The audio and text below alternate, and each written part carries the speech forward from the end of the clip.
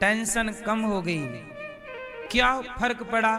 बोले कथा नहीं सुनते थे तो ऐसा लगता है था कि हम कर रहे हैं, कथा सुनने के बाद लगने लगा कि हम नहीं भगवान कर रहे हैं। ये बदलाव आ जाता है। अभी गाड़ी हम निश्चिंत हो गए। सत्संग से व्यक्ति निश्चिंत होता है। इसलिए पूरी दुनिया में डिप्रेशन ज्यादा है। अमेरिका में ज्यादा डिप्रेशन है, इंग्लैंड में ज्यादा डिप्रेशन है, फ्रांस ब्राजील में ज्यादा डिप्रेशन है, ऑस्ट्रेलिया में ज्यादा डिप्रेशन है, भारत में डिप्रेशन कम है। क्यों? जो सत्संग करेगा वो डिप्रेशन का शिकार होगा ही नहीं। ये स्टडी आप कर लेना। अमेरिका, ऑस्ट्रेलिया, इंग्लैंड इत्यादि देशों में डिप्रेशन ज्यादा है, तनाव ज्यादा है, चिंताएं ज्यादा है। भारत में इतनी चिंता नहीं है, अब होने लग गई है। क्यों? क्योंकि अब सत्संग लोगों ने, जो सत्संग कर रहे हैं वो यहां भी प्रसन्न है, नहीं कर रहे हैं तो तनाव यहां भी है। तनाव क्या है? चिंता क्या है? चिंता, कई लोग चिंता करते हैं, आप भी करते होंगे चिंता। आप में से कितने लोगों को चिंताएं हैं? जिनको है वो हाथ उठा सकते हैं। है तो बता देना, कोई दिक्कत नहीं है। जिनको है वो हाथ उठाओ, शर्माओ ना, कोई पैसे थोड़ी लगेंगे, ना तो कोई डांटेगा। खुद का काम स्टार्ट करो। देखो नौकरियां क्यों नहीं लगती? इस धरती पे वो लोग परेशान हैं जिनके हाथों में हुनर नहीं है। नौकरियां कौन ढूंढ रहा है? जिनके पास डिग्रियां हैं पर हुनर नहीं है, वो नौकरी चाहते हैं।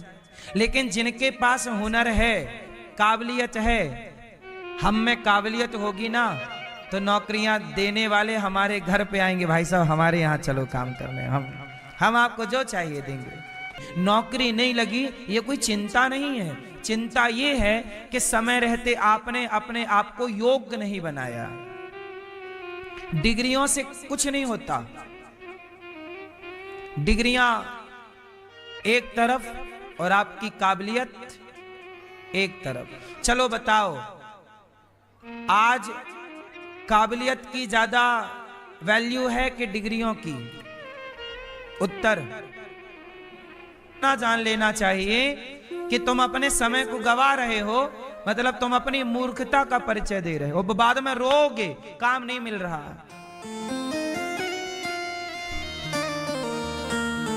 क्यों तुम टाइम वेस्ट करते हो? 2 महीने में जो तुम क्रिकेट देखने में, आईपीएल में टाइम बर्बाद करोगे, उस समय को कुछ अच्छा पढ़ के, कुछ अच्छा अपने लिए सोच के कुछ बिजनेस कर लो। 2 महीने तुम इतना बढ़िया काम कर लो कि 2 महीने कुछ कमा लो, कुछ अच्छा अपने लिए, कुछ नया गेन कर लो, नई चीज प्राप्त कर लो। अब आपने पाया कुछ नहीं। कहते ना, जो व्यक्ति सीखता नहीं है वो व्यक्ति जीतता नहीं है। कहते ना, सीखना बंद तो जीतना बंद। जीत उसी की होगी, जीतेगा वही जो सीखेगा, और सीखेगा नहीं तो काय को जीतेगा। मैं कहीं भी जाता हूं, कुछ भी सीखने को मिलता है मैं सीख लेता हूं। कोई भी काम पे काम होता है, बढ़ई काम करता है। आजकल बढ़ई का सारा काम मुसलमान सीख गए, तो बढ़ई बाजार से हट गए। मुसलमानों के हाथ में पूरी लकड़ी का कारोबार है। पीओपी का काम मुसलमान सीख गए। आप अपना घर बनाओ, उस घर के बनाने में 2-4 मुसलमान जरूर आएंगे, कोई ना कोई काम वही करेंगे। बोलो हाँ। तुमने काबिलियत, मुसलमान 10 बच्चे पैदा कर रहे हैं और वो बेरोजगार नहीं है, और तुम एक पैदा कर रहे हो, तुम बेरोजगार हो। क्योंकि उन सुख का दूसरा पहलू दुख है। बोलो हां। दिन का दूसरा पहलू, लाभ का दूसरा पहलू उल्टा, उल्टा सीधा। ठीक है, अब ध्यान से सुनो कि सुख जो है, आज जितने सुखी हैं आपको दुख भी होना पड़ेगा, दुखी होना पड़ेगा, प्रकृति का नियम है।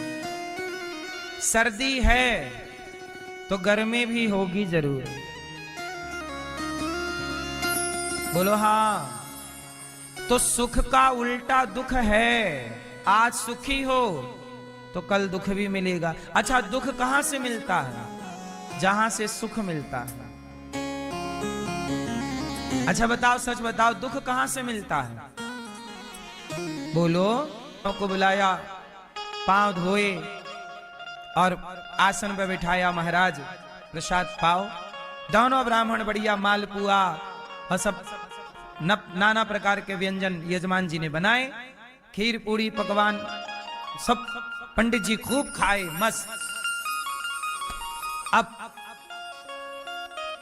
भोजन करे तो यजमान जी ने 5.25 रुपए दक्षिणा दी। यजमान जी ने दक्षिणा कितनी दी? 5.25, 5 रुपया और चवन्नी, 5.25। अब एक पंडित जी तो बहुत खुश हो गए, यार तो हम तो इतना सोचे भी नहीं थे कि यजमान भला हो, 5 रुपए नहीं जानते का हिसाब देखना। चलो मैं आपको गृहस्थी में जाना और वापस आना सिखाता हूं। सिखाऊं क्या सिस्टम है? पहले ईश्वर की व्यवस्था देखना, फिर आप अपनी अपनी व्यवस्था देखना। सुनो, जब आपका जन्म हुआ तब आप दुकेले थे कि अकेले थे? क्यों मैया? जब आप लोगों का जन्म हुआ तब आप अकेले थे कि 2-3 लोग साथ में थे? बोलो, अकेले। अब सुनो, देखो आपकी यात्रा स्टार्ट हो गई। अब आपकी यात्रा में क्या क्या पड़ाव होते हैं वो सब सुनो ध्यान से। जब आपका जन्म हुआ आप अकेले आ गए, यहां आए तो यहां आपको एक मां मिली। बोलो हां। एक पिता मिले। बोलो हां। यहां आए, माता मिली, पिता मिले, भाई मिला और बहन मिली। फिर एक सुंदर सी पत्नी या पति, हम सफर, जीवन संगनी, जीवन साथी मिला। यही मिले क्या आप लाए थे अपनी पत्नी को? तमाम स्वर्ग पीछे पीछे डोलेंगे। मैया सुन लो मेरी मां। देवराज इंद्र प्रणाम करके चले गए, भागवत जी को तौला, भागवत जी का पलड़ा भारी। तराजू बांधी स्वर्ग के सुखों को भागवत से तौला तो भागवत जी का पलड़ा भारी। तब देवराज इंद्र का घमंड चूर चूर हुआ और चरणों में आके गिरे। इंद्र का भी मान चकनाचूर हो गया भागवत जी के आगे। ऐसी भागवत जी हैं जो आप सुन रहे हैं। एक बार नारद जी सारे तीर्थों का भ्रमण करने निकले। कहां कहां गए? पुष्करम च प्रयागम च काशीम गोदावरीम तथा हरे क्षेत्रम कुरुक्षेत्रम श्रीरंगम सेतुबंधनम। सारे तीर्थों में गए पर क्या देखा? सत्यम नास्ति तपः शौचम दया दान। मुझे तो लोभ है कि देखो इन माओ की सेवा का सौभाग्य मुझे मिल रहा है। कोई बेटा अपनी माँ को घर से ना निकाले, कोई बेटा अपने माँ की सेवा से भागे ना, पर जितनी माँ यहाँ आती हैं उन्हें मैं यहाँ से भगा तो नहीं सकता ना मेरी माँ। उन माओ की तो वैष्णवो विप्रो वेद शास्त्र विशुद्धिकृत दृष्टांत कुशलो धीरो वक्ता कार्योति निस्पृहा। सनकादियों के मध्य भगवान प्रकट हुए। गौकर्ण जी ने धुंधकारी को भागवत सुनाई, फिर भागवत दूसरी बार सुनाई, परम गति हुई सबकी। भगवान ने गौकर्ण जी को हृदय से लगाया। सनकादियों के मध्य भगवान प्रकट हो गए, सब भगवत धाम गए।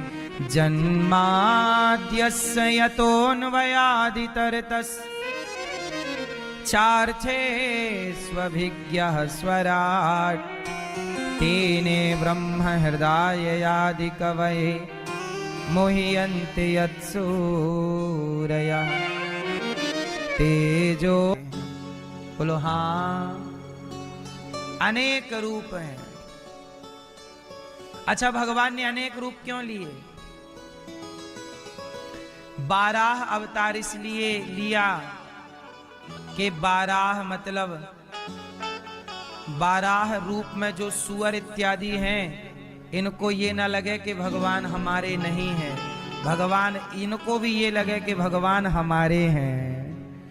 समुद्र में रहने वाले मछली को ये ना लगे कि भगवान हमारे नहीं हैं, तो मछली बन गए, ताकि मछलियों को ये लगे कि भगवान हमारे हैं।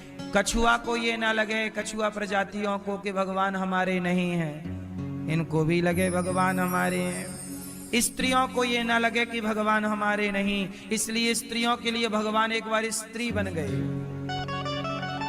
क्या बने? क्या नाम पड़ा भगवान का? स्त्री, मोहिनी अवतार।